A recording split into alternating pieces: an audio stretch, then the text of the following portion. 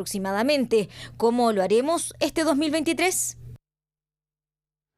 9:56 y estamos ya en el estudio con el ministro de Educación, Marco Antonio Ávila, para hablar de los temas que suelen ocupar la pauta en marzo, partiendo por el regreso a clases. Ministro, ¿cómo está? Muy buenos días. Muchas gracias, Rafael. Buen día. A ver, lo primero, creo yo, en temas de importancia, es cómo vamos a hacer con los colegios que se quemaron en la zona de los incendios, las escuelas.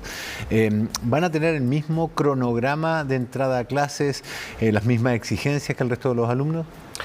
Bueno, es importante señalar, ¿no?, que la cantidad de establecimientos siniestrados, ¿no es cierto?, en las tres regiones, tanto Ñuble, Biobío y la Araucanía, son 21. Uno de ellos ya se encontraba cerrado y nuestra primera medida fue la reubicación de estos estudiantes. Yo he estado, ¿no es cierto?, en las últimas semanas. De hecho, el miércoles vuelvo a viajar a la Araucanía. Lo que hemos hecho ha sido identificar infraestructura pública disponible, pero también algunas otras por ejemplo, de la sociedad civil, como juntas de vecinos. En algún caso, ¿no es cierto?, encontramos un centro comunitario que funciona como iglesia también, que tenía dimensiones específicas que nos permitía poder hacer obras menores e instalar ahí el servicio educativo a partir del 3 de marzo. Nosotros creemos que vamos a partir con todas, ¿no? Salvo algunas excepciones donde alcaldes nos han solicitado hacer una postergación en una semana, es decir, trasladarnos, ¿no es cierto?, del 3 al 13, el lunes 13, dado algunas contingencias específicas, ¿no? Esto es el caso de la comuna de Santa Juana, afectada por incendios, y la comuna de Coronel y San Pedro de la Paz, que si bien no han tenido afectación de los establecimientos, necesitan, ¿no es cierto?, dado que hay un incendio, hay el incendio de Santa Ana, que siempre se acerca a veces a la ciudad y necesitan, ¿no es cierto?, contar con los establecimientos como albergues, puestos de mando, espacios para brigadistas. Ya. O sea, en rigor tendríamos la mayoría de los establecimientos listos para comenzar junto con el resto del país. En el fondo, lo que ahí queremos decir, no necesariamente son sus propios establecimientos. En algunos casos, por ejemplo, hay otra infraestructura como internado, que ya partieron los trabajos, ¿no? Entonces se están haciendo adecuaciones precisamente para poder atender a los estudiantes. Lo importante es que estos 857 estudiantes, recordemos que estas son escuelas rurales, por lo tanto tienen baja matrícula, van a tener una solución de urgencia, diríamos que es la reubicación, contando con el servicio de alimentación cuando corresponde, con la entrega de los útiles escolares y además de eso con una disposición de mobiliario educativo. En ese mobiliario educativo figura algo más que el pizarrón, lo digo porque hace 50 años el pizarrón era como lo único que uno necesitaba. Hoy por hoy me parece que la conectividad de internet, el uso de computadores y otros artilugios electrónicos también son parte de lo necesario. Sí, efectivamente estamos haciendo hoy día esta vinculación más directa también con Subtel para poder mirar, ¿no es cierto?, los temas de conectividad. Recordemos que aquí, dado que estos incendios son en altura, muchas veces en montaña, se han quemado también muchas antenas y por lo tanto se está reparando el servicio, por ejemplo, de conectividad, pero para la ciudadanía en general, no solo para las escuelas.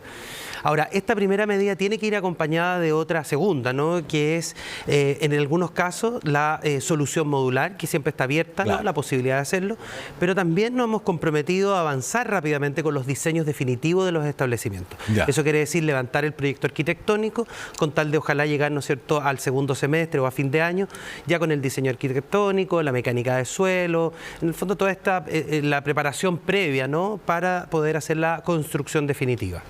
Los estudiantes van a tener las mismas exigencias, me refiero particularmente al caso del uniforme, que muchos lo perdieron, y que además el uniforme parece una medida tan digna del siglo XIX, ni siquiera el XX.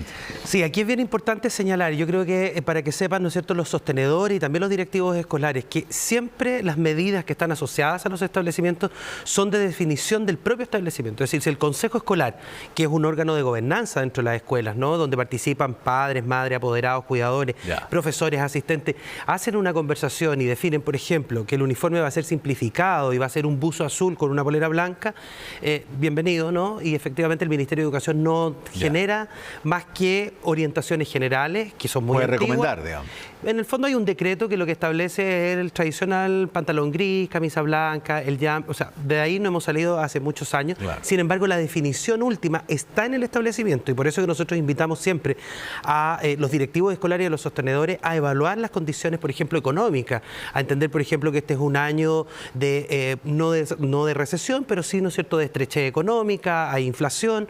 Por lo tanto, esta es la misma conversación sobre los útiles escolares, sobre textos adicionales y sobre uniforme escolar. escolar.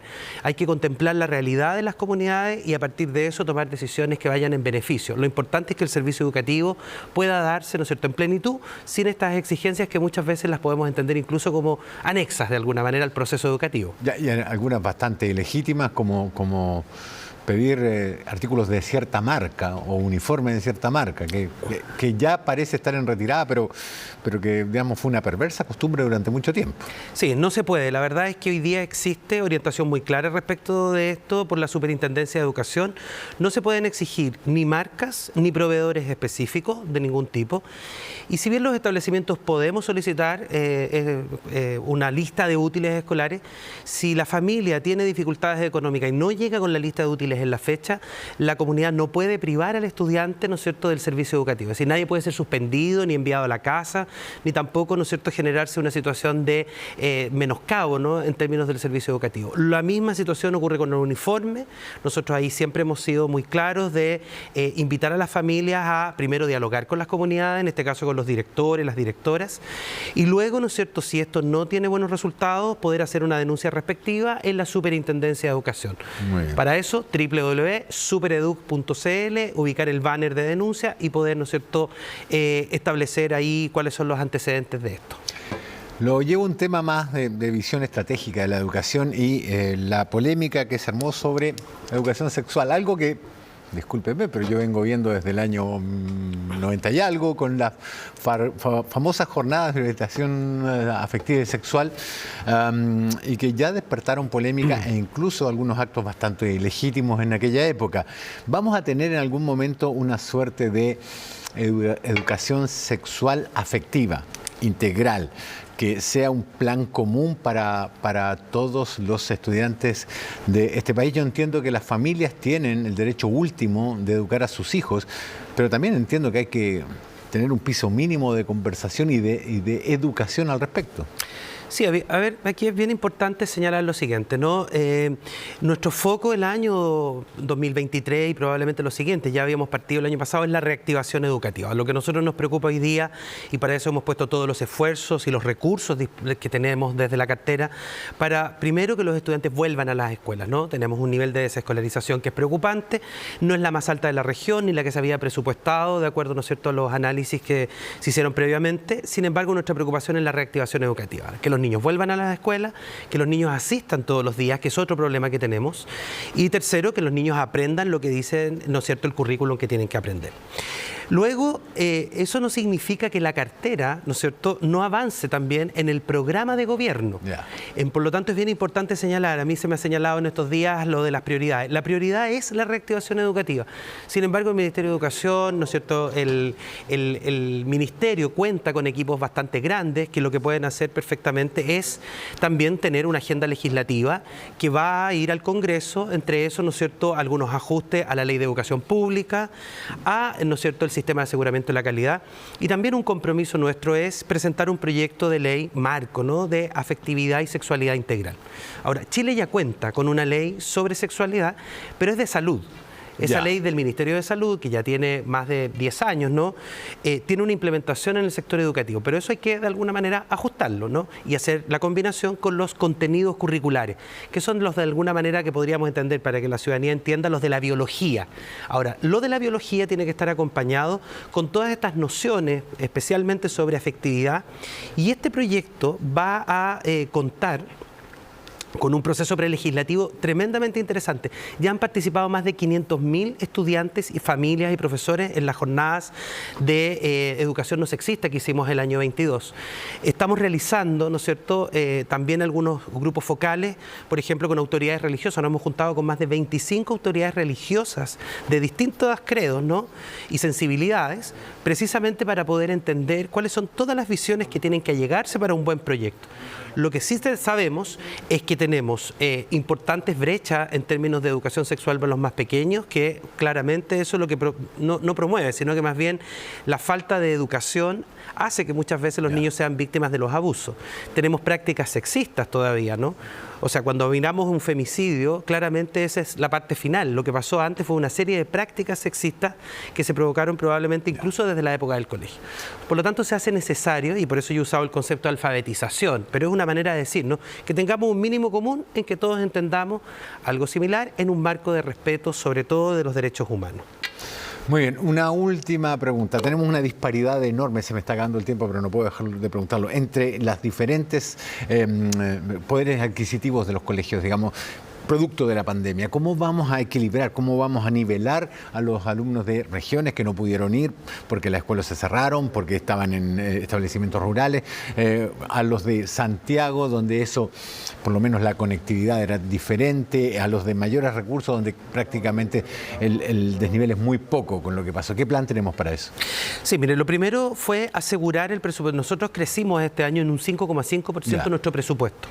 Hay algo que resulta esencial, que es asegurar el servicio educativo. Durante muchos años, especialmente durante la pandemia, esto quedó un poquito oculto. Cuando las familias buscaban matrícula, por ejemplo, en sectores del norte, donde sabíamos que teníamos una alta migración, muchas veces incluso se les recomendaba, se les decía exámenes libres. ¿Qué es lo que hemos hecho nosotros?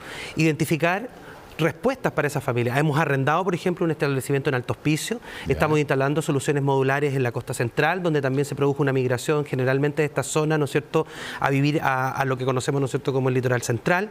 Y por lo tanto hemos buscado estas soluciones. Primero, para que todos tengan, lo que nosotros decimos en el Ministerio, una silla. Una silla y un banco, un texto escolar. Vamos a crecer en matrícula, vamos a llegar casi a los 3,5 millones históricos, nunca habíamos tenido esa cantidad de estudiantes, y por lo tanto tenemos que asegurar los textos escolares, la alimentación. Para eso el presupuesto creció. Lo primero es asegurar el servicio educativo, y luego todas las iniciativas que el Ministerio tiene en torno a la calidad, como por ejemplo recuperar todas las brechas de lectoescritura, especialmente en los niños de primaria, la salud emocional o salud mental también, que es una cuestión bien importante a través de nuestros distintos programas, y por último el trabajo focalizado en la priorización curricular para recuperar aquellos aprendizajes clave. Por lo tanto, el Ministerio está hoy día preocupado de la reactivación, eso nos ha pedido el presidente, en eso hemos estado durante todo este tiempo, precisamente incluso en estos lugares donde han sido afectadas las comunidades por los incendios. Esa es nuestra preocupación para el 2023. Ministro Marco Antonio Ávila, ministro de Educación, muchísimas gracias por el tiempo que nos ha dedicado un sábado en la mañana aquí en televisión. Gracias a usted, Rafael. Solo una cosita muy pequeña, recordarle a todas las familias que el 3 de marzo parten, ¿no es cierto?, las clases en nuestro país. Es importante que todos los niños, jóvenes, vayan a sus escuelas. Las familias, por favor, identificar, salvo algunas excepciones, el 3 de marzo parte el año escolar 2023 en nuestro país.